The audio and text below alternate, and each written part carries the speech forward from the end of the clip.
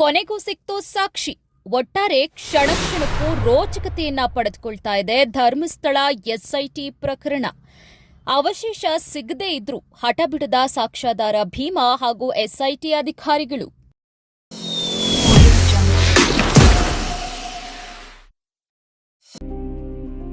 ನಮಸ್ಕಾರ ವೀಕ್ಷಕರೇ, ನಿನ್ನೆಯಿಂದ ಅಥವಾ 2 ದಿನಗಳಿಂದ ನೀವೆಲ್ಲರೂ ಕೂಡ ನೋಡ್ತಾನೆ ಇದ್ದೀರಾ ಎಸ್ಐಟಿ ಕಾರ್ಯಾಚರಣೆ ಎಷ್ಟು ಭರದಿಂದ ಸಾಗ್ತಾ ಇದೆ ಅಂತ.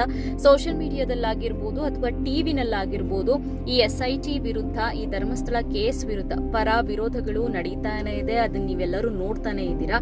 ಅದರ ಮಧ್ಯ ಸಾಕ್ಷ್ಯಾಧಾರ ಭೀಮಾ ಏನಿದ್ದಾನೆ, ಅವನು 13 ಪಾಯಿಂಟ್ಗಳನ್ನ ಗುರುತು ಮಾಡಿರುವಂತದ್ದು. ಅದರಲ್ಲಿ ನಿನ್ನೆ ಮೊದಲನೇ ಪಾಯಿಂಟ್ ಅಲ್ಲಿ ಶೋಧ ಕಾರ್ಯ ನಡೆದಿದೆ.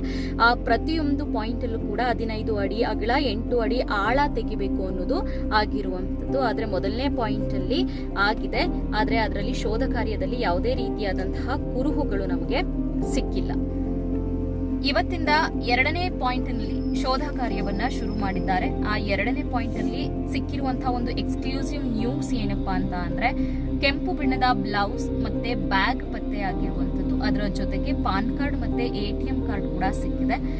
ಇದು 2ನೇ ಪಾಯಿಂಟ್ ಅಲ್ಲಿ ಸಿಕ್ಕಿರುವಂತದ್ದು. ಆ ATM ಕಾರ್ಡ್ ಮೂಲಕ ಅಥವಾ ಪಾನ್ ಕಾರ್ಡ್ ಮೂಲಕ ಹೋದ್ರೆ ಅದು ಲಕ್ಷ್ಮಿ ಅವ್ರದ್ದು ಅಂತ ಗೊತ್ತಾಗ್ತಾ ಇದೆ. ಇದು ಬೆಳ್ತಂಗಡಿ ಪೊಲೀಸ್ ಸ್ಟೇಷನ್ ಅಲ್ಲಿ ಕೇಸ್ ಏನಾದ್ರೂ ರಿಜಿಸ್ಟರ್ಡ್ ಆಗಿದೆಯಾ ಅಂತ ಚೆಕ್ ಮಾಡಿದ್ದಾರೆ. ರಿಜಿಸ್ಟರ್ಡ್ ಆಗಿದೆ. ಆದ್ರೆ ಆ ರಿಜಿಸ್ಟರ್ ಅಲ್ಲಿ ಆಗಿರುವಂತಹ ಕೇಸ್ ರಿಜಿಸ್ಟ್ರೇಷನ್ ಏನಿದೆ ಅದು ತಾನಾಗೆ ಪ್ರಾಣ ಕಳೆದುಕೊಂಡಿದ್ದಾರೆ ಅನ್ನೋ ರೀತಿಯಲ್ಲಿ ಕೇಸು ದಾಖಲಾಗಿರುವಂತದ್ದು. ಇದ್ರ ಬಗ್ಗೆ ಕೂಡ ಅಲ್ಲಿ ತನಿಖೆ ನಡೀತಾ ಇದೆ.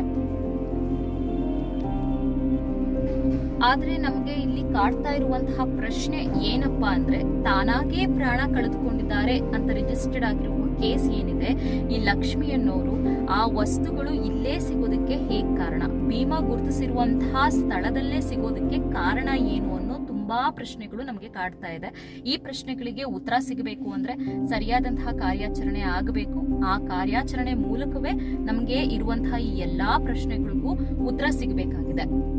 ಈ ಕಾರ್ಯಾಚರಣೆ ಒಂದು ಕಡೆ ಆದ್ರೆ ಸುತ್ತಲಿರೋ ಜನಗಳು ಬಂದು ಸೇರ್ತಾ ಇದ್ದಾರೆ. ಅದರಲ್ಲಿ ಎಷ್ಟೋ ಜನಗಳು ತನ್ನ ಸಂಬಂಧಿಕರು, ತನ್ನ ತಾಯಿದ ಅಥವಾ ತನ್ನ ತಂಗಿ ಅಕ್ಕಂದ್ರದ್ದು ಅವಶೇಷಗಳು ಏನಾದ್ರೂ ಸಿಕ್ಕರೆ ಕೊನೆಯದಾಗಿ ಅಂತ್ಯ ಸಂಸ್ಕಾರ ಮಾಡೋದಕ್ಕೋ ಅಥವಾ ಅವರ ಧರ್ಮದ ಪದ್ಧತಿಗಳು ಏನೇನಿದೆಯೋ ಅದನ್ನ ಮುಗಿಸ್ಕೊಳ್ಳೋದಕ್ಕೆ ನಮ್ಮ ಕಡೆಯವ್ರು ಯಾವ್ದಾದ್ರೂ ಅವಶೇಷಗಳು ಸಿಗುತ್ತಾ ಅಂತ ಕಾಯ್ತಾ ಇರೋರು ಕೂಡ ತುಂಬಾ ಜನ ಇದ್ದಾರೆ.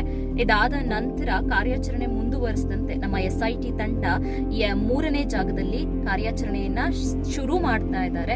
ನಮ್ಮ ಈ ಕಾರ್ಯಾಚರಣೆ ಎಲ್ಲಿಗೆ ಬಂದು ನಿಲ್ಲುತ್ತೆ, 3ನೇ ಪಾಯಿಂಟ್ ಅಲ್ಲಿ ನಮಗೆ ಏನಾದ್ರೂ ಸಿಗಬಹುದಾ ಅಥವಾ ಸಿಗದೇನೂ ಇರಬಹುದಾ? ಸಿಗ್ಲಿಲ್ಲ ಅಂತ ಅಂದ್ರೆ ಈ ಒಂದು ಕೇಸ್ ನಲ್ಲಿ ಏನಿದೆ 13 ಪಾಯಿಂಟ್ ತೋರಿಸಿದಾನೆ, ಅದರಲ್ಲಿ ಶೋಧ ಕಾರ್ಯಾಚರಣೆ ಏನು ಸಿಗ್ಲಿಲ್ಲ ಅಂತ ಅಂದ್ರೆ 13 ಪಾಯಿಂಟ್ ಏನ್ ಮಾಡಿದಾನೆ ಸಾಕ್ಷ್ಯಾಧಾರ, ಆ ಪ್ರಕಾರ ತನಿಖೆ ಕಾರ್ಯಾಚರಣೆನ ಮುಂದುವರಿಸ್ತಾರೆ.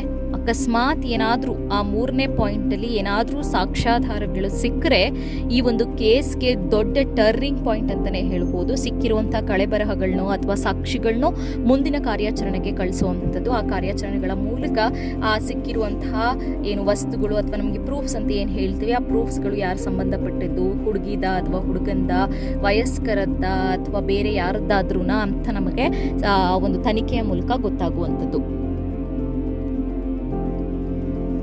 ಇದರ ಮಧ್ಯೆ ನೋಡೋದಾದ್ರೆ ಭೀಮನ ಕಾನ್ಫಿಡೆನ್ಸ್ ನ ಕೂಡ ಮೆಚ್ಚಬೇಕಾಗತ್ತೆ. ಸುಪ್ರೀಂ ಕೋರ್ಟ್ ಅಲ್ಲಿ ಜಡ್ಜ್ನ ಮುಂದೆ ಹೋಗಿ ನಿಂತು ಇಲ್ಲ ನಾನಾಗೆ ಎಲ್ಲಾ ಪಾಯಿಂಟ್ಸ್ಗಳನ್ನ ಕೂಡ ಮೆನ್ಷನ್ ಮಾಡ್ತೀನಿ ಅಂತ ಒಪ್ಕೊಂಡಿದ್ದಾರೆ. ನನ್ನ ಈ ಒಂದು ಹೇಳಿಕೆ ತಪ್ಪಾದಲ್ಲಿ ಯಾವುದೇ ಶಿಕ್ಷೆಗೂ ಕೂಡ ನಾನು ಸಿದ್ಧ ಅಂತ ಕೂಡ ಹೇಳ್ಕೊಂಡಿದ್ದಾರೆ. ಅವರ ಈ ಧೈರ್ಯವನ್ನ ಮೆಚ್ಚಲೇಬೇಕು. ಹಾಗೆ ಅವರು ಕೂಡ ಹಠ ಬಿಡದೆ SIT ಕಾರ್ಯಾಚರಣೆಯಲ್ಲಿ ಪಾಲ್ಗೊಳ್ತಾ ಇದ್ದಾರೆ, ಕಾರ್ಯಾಚರಣೆಗೆ ಸಹಕಾರ ಕೂಡ ಮಾಡ್ತಾ ಇದ್ದಾರೆ.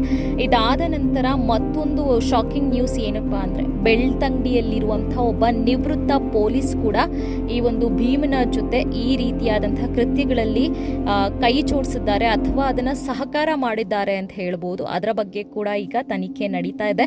ಒಟ್ಟಾರೆ ಹೇಳೋದಾದ್ರೆ ಕ್ಷಣ ಕ್ಷಣಕ್ಕೂ ಕೂಡ ರೋಚಕತೆಯನ್ನ ಬೆಳೆಸ್ತಾ ಹೋಗ್ತಾ ಇದೆ ಈ ಒಂದು ಧರ್ಮಸ್ಥಳ SIT ಪ್ರಕರಣ. ಮುಂದೇನಾಗುತ್ತೆ ಗೊತ್ತಿಲ್ಲ. ಈ ಕ್ಷಣದ ಸುದ್ದಿಗಳನ್ನ ನಾವು ನಿಮ್ ಜೊತೆ ಹಂಚ್ಕೊಳ್ತೀವಿ. ಇದೇ ರೀತಿಯಾದಂತಹ SIT ಪ್ರಕರಣದ ಕಾರ್ಯಾಚರಣೆಯ ಬಗ್ಗೆ ನಿಮಗೆ ಮಾಹಿತಿ ಬೇಕಾದಲ್ಲಿ ಸಬ್ಸ್ಕ್ರೈಬ್ ಮಾಡಿ. ಈ ಒಂದು ಇನ್ಫಾರ್ಮೇಷನ್ನ ಎಲ್ಲರಿಗೂ ಕೂಡ ಶೇರ್ ಮಾಡಿ. ಪ್ರತಿಯೊಂದು ಇನ್ಫಾರ್ಮೇಷನ್ನು ನಿಮಗೆ ಬರಬೇಕು ಅಂತ ಅಂದರೆ ಸಬ್ಸ್ಕ್ರೈಬ್ ಪಕ್ಕದಲ್ಲೇ ಬೆಲ್ ಐಕಾನ್ ಇದೆ, ಬೆಲ್ ಐಕಾನ್ನ ಕೂಡ ಪ್ರೆಸ್ ಮಾಡಿ. ಶೇರ್ ಮಾಡೋದನ್ನು ಮರಿಬೇಡಿ. ನಿಮ್ಮ ಒಪಿನಿಯನ್ನ ಕಮೆಂಟ್ನಲ್ಲಿ ಕಮೆಂಟ್ ಮಾಡಿ ತಿಳಿಸಿ.